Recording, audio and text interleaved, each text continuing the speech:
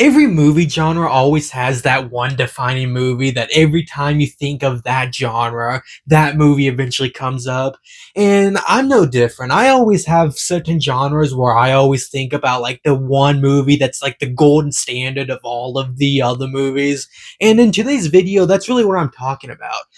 When I talk about each movie, I'm not saying like they're like the best movies ever made, but in terms of what that genre truly is, the movie captures the beauty of it and what I love most about that genre. So I got a list of 10 movie genres, and there's a lot of other genres out there, but these are the 10 biggest ones, and I compiled up a list of them in the biggest movie that's the most defining of each genre. And I mean, if you want to see more of these videos talking about specific genres and just content kind of like this, I mean, like and subscribe and share if you want, but I'm not going to drag out this intro too much longer. Let's just get into it. Whenever I think of an action movie, the first one I always think of is The Raid.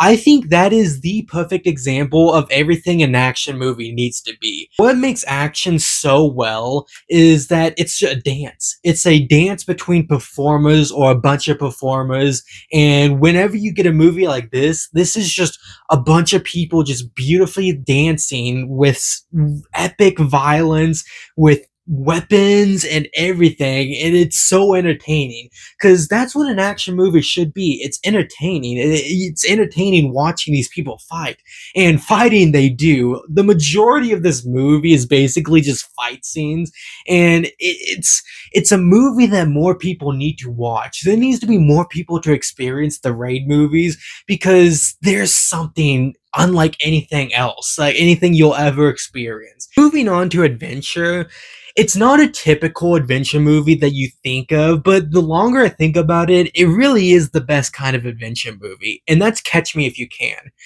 It's a movie where you really are going on this insane journey with this kid, going on just wild things that's hard to believe actually happened. And I mean, it might have not actually happened, but which makes the story so much better. And it really is like it's not a standard like going out into the jungle and exploring stuff, that kind of adventure like Indiana Jones per se, but it's the right type of adventure that like really hooks you from the very beginning. And I mean, you're going all across America and doing all these wild things, and it's a lot of different types of movies. It's a comedy, it's a drama, it's a crime film, it's a lot of genres, but one of the best genres that it masters is being an adventure film. And I think whenever you're looking for everything that adventure film needs to be, Catch Me If You Can checks all those boxes. As for sci-fi, it's really more of a standard answer. 2001: A Space Odyssey. I mean, it's the defining space movie, the defining sci-fi film ever made. There's nothing that I can say that hasn't been said before, so I'm not going to act like I'm going to say something unique or original about it, but it is the defining film. I mean, I go just read any review about it, you'll understand what's so perfect about it. And I think it has this reputation of being so perfect that whenever you think of a sci-fi movie, I mean, 2001 has to be one of the first ones that you think of. Moving on to animation, there's not going to be any surprise here. It's my favorite movie of all time, probably the greatest movie I've ever seen, and that's It's Such a Beautiful Day. I talked about this in my comfort movie video, which by the way, go watch that too. I do a lot of fun stuff like that. And I talked about how it's this deeply like depressing and dark movie that also has so much joy and laughter and hope in between all of it. It's this masterful work of seeing like really bleak things happening and really sad things happening, but it mixed so well perfectly with just joy and just laughter and the humor of it all. I'm telling you, it's 62 minutes long. You can find it online. Buy the Blu-ray too. Support the director Don Hertzfeldt himself personally. Just watch this movie because I tell everyone every chance I get to watch It's Such a Beautiful Day because I promise you, you're not going to regret it. As for romance movies, before I would have said something like Eternal Sunshine, which is a perfect example of both a romance and an anti romance movie. But I watched a new one recently, and it maybe it's just because it's fresh in my mind and like I'm really obsessed with it right now. But Crazy Stupid Love might genuinely be one of the greatest romance movies ever made. And I was not prepared for that. But the thing about what makes it work so well is the different stories that it tells at the same time, and it does it so perfectly. As well on top of it just being a really funny movie, as well as like by the end of the movie, like it's a really wholesome movie that like really strings your heart by the end of it. It's a great story just about love and about like different perspectives of love. It's such a unbelievably perfect movie, especially because another thing is that like I know that people inspired to be like Ryan Gosling in this movie of how he acts.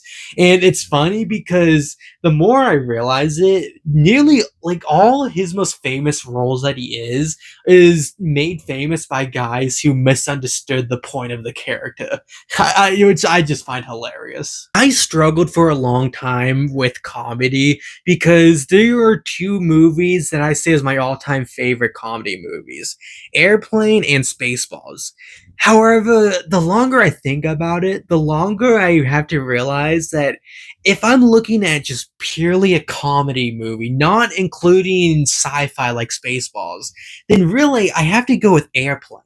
I really think Airplane is the peak quintessential comedy film. I mean, I always talk about how like a good comedy movie like knows how to like balance its jokes out and let time for the own joke to like every single joke to flesh out and like have time to breathe. This one is suffocating with its jokes, just one after another, non-stop jokes, and it works so well because of it. Because the only way you can make that work is if each and every joke lands, and I'm telling you, there's not a single joke in here that doesn't land. I laugh my heart out every single time I watch this movie. It's probably bad for my health at this point, but I have so much joy of watching it. And I think when talking about a comedy movie, that's the biggest thing that you need to focus on is the joy out of it. How much do you get out of it of laughter and entertainment? And comedy movies are that they're entertainment. They're things to maybe you're having a bad day or it's been a long day or whatever, and you just want to have something to sit down and relax. My first movie I always go to is Airplane because it's just that. It's everything that I need in a comedy movie. Now let's flip those smiles upside down and talk about the greatest horror movie, Martyrs. Oh boy, that's probably not a good movie to be immediately going from talking about Airplane to Martyrs. But yeah, sure, let's go straight from the comedies to the horrors. Martyrs is the perfect horror movie. I will always say it's the greatest horror movie ever made because whenever you're looking at what makes a movie truly disturbing, it's the meaning in between of all the chaos and violence. I look at something like Human Centipede, for example. That is pointless, just shock value, and that's not how you make a good horror movie. You don't make a good movie out of just pure shock value. This Martyrs has a lot of shock in it, but everything has a deeper layer of philosophy and a deeper message behind everything. There's not a single violent thing that goes without a purpose. And that's the thing that makes it stand out between all these other really shocking horror movies is that every single thing that happens in this movie happens for a purpose. There's always a reason behind all of it. It's not made just to shock the audience to have like this insane stuff. And I will still say the last line in this movie, it's one of the most haunting things I've ever had from a movie ever. Everything beforehand was super hard to sit through and really disturbing and really made me sick to my stomach. but nothing made me really drop down and sink to the floor more than that final line. And I'm not going to say the line. Go watch the movie for yourself to know it. Don't just skip immediately to the end to see what I'm talking about because you need the context before. But that final line just completely seals the nail in the coffin of that being like one of the most haunting movies ever made. Sticking with the horror thing, let's go for something a little bit more similar with a thriller. And when I look at the best thriller, I think when you're just going based off a thriller alone, I'd say it's at least my favorite is Memento. Cause that is a movie that got me into cinema. It actually got me like not just like watching movies for the fun of it, that like I enjoyed watching them. It really got me to be introduced into what movies could actually be. And I think that's why I just find it to be just the greatest thriller ever made. My favorite thriller ever made. I'm sure there are plenty of better thrillers, but going off of like the defining movie for me for a thriller is Memento because it's exactly follows all the plot beats that you need to make a good thriller, but it's told both backwards and forwards, and it's such a unique blend of filmmaking that you don't really ever see anywhere. That's why it just works so perfectly as being like something that keeps you constantly thinking, constantly on your edge of your seat, constantly questioning what's going on, what happened in the scene before you, because you don't know, and a lot of cliffhangers happen before the actual question is asked. And that's what makes each and every scene work so well, is because it relies on the question of how he got there, as well as the actual mystery he's trying to figure out himself. There's a lot of layers to it, and it works so well as being a perfect thriller. Going into a war movies, I struggled with this a lot, like more than any other genre of trying to figure out. There's so many perfect war movies that capture what it like true horrors. And by the end, I settled on two movies. Settled on Come and See and Schindler's List. And with the same reason for why I chose Airplane over Spaceballs, was that Come and See is very much a war movie, but also a horror movie. Like, there's not jump scares, but it's horrifying. It's a horrifying movie. And so that's why when I have to pick just purely based off of war films, Schindler's List has to win it. I mean, there's some truly horrifying things that goes on with this, but I think it's the perfect movie of capturing just war in general.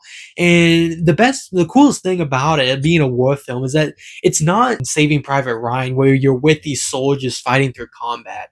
None of the movie takes place during any combat, and I think that's the best part about it, is that it's a war film without being with these soldiers, with seeing the people behind the lines and seeing the atrocities of World War II. Like, I still remember like that ending completely touched me so much more than what I was expecting. Like, I knew like that ending was the entire movie was really hard to sit through.